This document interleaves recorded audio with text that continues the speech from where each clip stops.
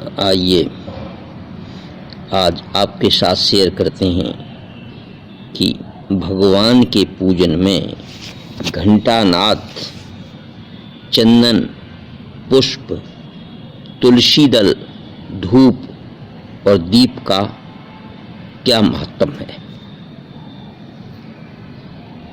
तो भगवान जी कहते हैं घंटा सर्ववाद्यमय है, वह मुझे सर्वदा प्रिय है। भगवान का कहना है मेरी पूजा के समय उसे बजाने से मनुष्य 100 कोटि यज्ञों का फल प्राप्त करता है, इसलिए घंटा बजाया जाता है। घंटानाद सदा ही करने योग्य है। विशेषता मेरी पूजा के समय घंटा अवश्य बजाना चाहिए, इसलिए घंटी का प्रयोग किया जाता है। मृदंग और शंख की ध्वनि तथा प्रणव के उच्चारण के साथ किया हुआ मेरा पूजन मनुष्य को सदैव मोक्ष प्रदान करने वाला है, यानी ओंकार का भी उच्चारण करना चाहिए। मेरे पूजन के समय जो घंटानाद करता है उसके 100 जन्मों के पाप नष्ट हो जाते हैं।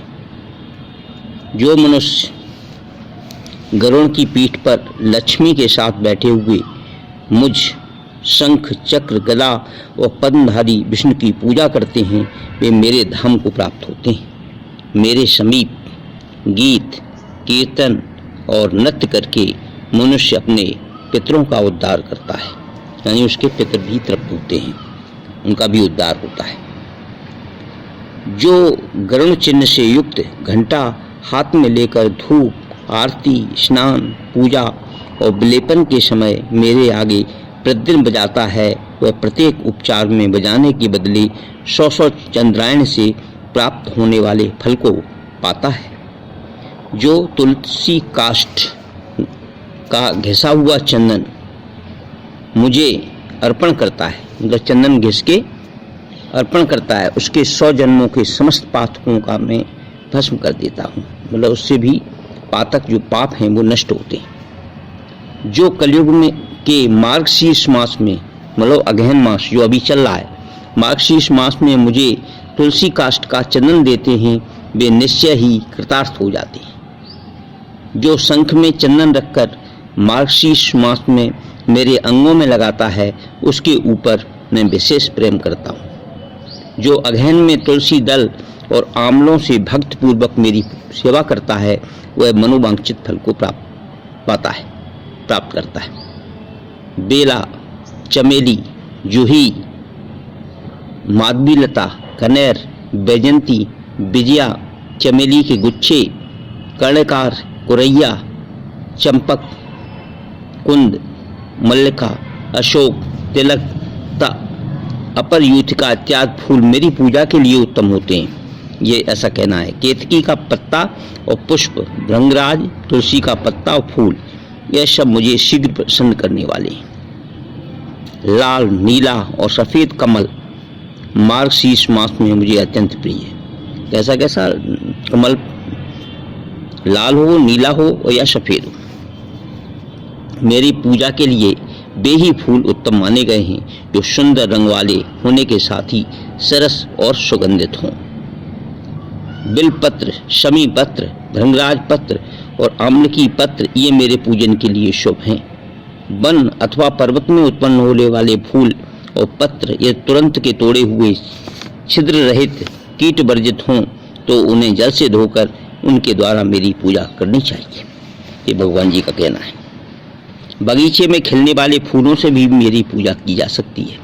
जिन वृक्षों के फूल मेरी पूजा के लिए उत्तम माने गए हैं उनके पत्ते भी उत्तम हैं। फूलों और पत्तों के अभाव में उनके फल चढ़ाए जा सकते हैं। इन पत्तों, फलों और फूलों से जो भी अगहन मास में यानी मार्गशीर्ष मास में मेरी पूजा करता है उस पर प्रसन्न होकर मैं अपनी भक्त देता हूँ, यानी भक्त प्रदान करता हूँ, ऐसा कहना है भगवान जी का। जो मनुष्य तुलसी की मंजरियों से मेरी पूजा करता है वह मोक्ष का भागी होता है। जो तुलसी का पौधा लगाकर उसके पत्तों से मेरी पूजा करता है वह मेरे निवास स्थान श्वेतद्वीप में का आनंद का अनुभव करता है। श्वेतद्वीप में जो तुलसी दल से प्रतिदिन मुझे लक्ष्मीपति की पूजा करता है उसके महापातक नष्ट हो जाते हैं।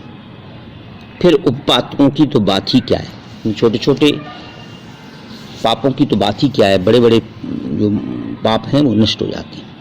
बासी फूल बासी जल पूजा के लिए वर्जित है, परंतु तुलसी दल और गंगा जल बासी होने पर भी वर्जित नहीं।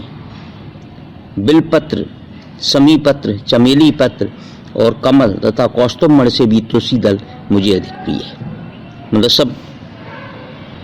सब पत्रों से तुलसी दल मुझे सबसे ज्यादा प्रिय है। जिसके पत्ते कटे न हों, जो मंजरी के साथ हों, ऐसी तुलसी मुझे लक्ष्मी के समान प्रिय है। जैसी कृष्ण और शुक्ल दोनों पक्षों की एकादशी मुझे प्रिय है। सभी पक्षों में जो तिथि है उनको, दोनों पक्षों में वो एकादशी उन्हें सबसे ज्यादा प्रिय भगवान जी को। उसी प्रकार गौर और कृष्ण दोनों प्रकार की तुलसी मुझे प्रिय है, श्यामा तुलसी और गौर तुलसी। कौस्तुभ आदि असंख्य रत्न तभी तक गरजते हैं जब तक कि श्यामा तुलसी की श्याम मंजरी नहीं मिलती है। जो मेरी पूजा के लिए मांगने वाले को तुलसी दल देते हैं तथा अन्य भक्तों को भी तुलसी दल अर्पण करते हैं, वे मेरे अविनाशी धाम को जाते हैं। मतलब तुलसी दल का दान करते हैं जो लोग। जो काले अगरु के बने हुए धूप से मेरे मंदिर को सुवासित करता है, वह वैष्णव नरक समुद्र से मुक्त हो जाता है। गुग्गुल में भैंस का घी या शक्कर मिलाकर जो मुझे धूप देता है, या गाय का घी मिलाकर, उसकी अभिलाषा को मैं पूर्ण करता हूँ। अगुर का धूप देह और गेह दोनों को पवित्र करता है। रात का बना हुआ धूप यज्ञों और राक्षसों का नाश करता है।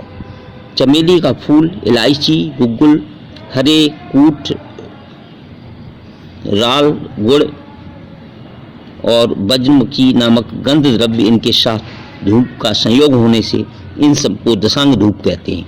मतलब इनको सबको धूप में मिला लिया जाए, फिर धूप भगवान को अर्पित की जाए, आज्ञा दी जाए, हवन किया जाए, तो उनको अत्यंत प्रिय है।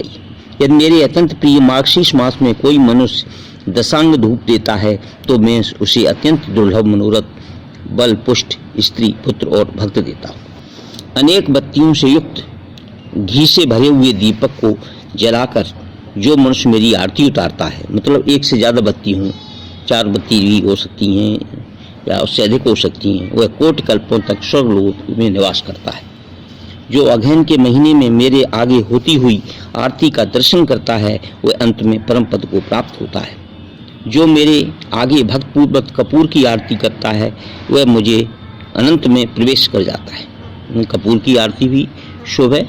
और मार्गशीर्ष मास, उन्होंने गीता में कहा भी है कि मुझे भगवान ने कि मुझे मार्गशीर्ष मास सबसे ज़्यादा, उसी महीने में 12 महीने में मार्गशीर्ष मास हूँ, ऐसा उन्होंने कहा है, तो उनको विशेष प्रिय है। जो मेरे आगे भक्तपूर्वक कपूर की आरती करता है मुझे अनंत में पेश कर जाता है। जो मंत्रहीन क्रियाहीन मेरा पूजन किया गया है, वह मेरी आरती कर देने पर सर्वथा परिपूर्ण हो जाता है। मतलब कोई त्रुटि रह गई है भगवान के पूजन में और आरती करने पर वो उसकी पूर्ति हो जाती है। जो मार्गशीर्ष मास में कपूर से दीपक जलाकर मुझे अर्पण करता है, वह अश्वमेध यज्ञ का फल पाता है और अपने कुल का उद्धार कर देता है। इस प्रकार से भगवान जी के पूजन में घंटानाद, चंदन, पुष्प, तुलसी दल, धूप और दीप का माध्यम है, यह भगवान जी ने कहा है। इसलिए उनको अर्पण करने से सभी पापों का नाश होता है, धन का आगमन होता है, मन को शांति मिलती है और सभी कार्यों में सफलता प्राप्त होती है, भक्ति प्राप्त होती है, शक्ति प्राप्त होती है। इस प्रकार से ये पूजन करना उचित है, अच्छा है भगवान के पूजन में, ऐसा भगवान जी का कहना है। इस प्रकार से ये जो स्कंद पुराण में दिया है वो आपके साथ मैंने शेयर किया।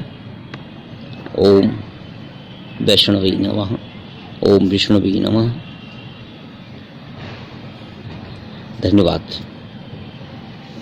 यदि आपको ये हमारा ऑडियो पसंद आए तो कृपया इसे लाइक करें, शेयर करें और सब्सक्राइब करें, जिससे ज़्यादा से ज़्यादा लोगों को वहाँ तक लोगों तक पहुँच सके।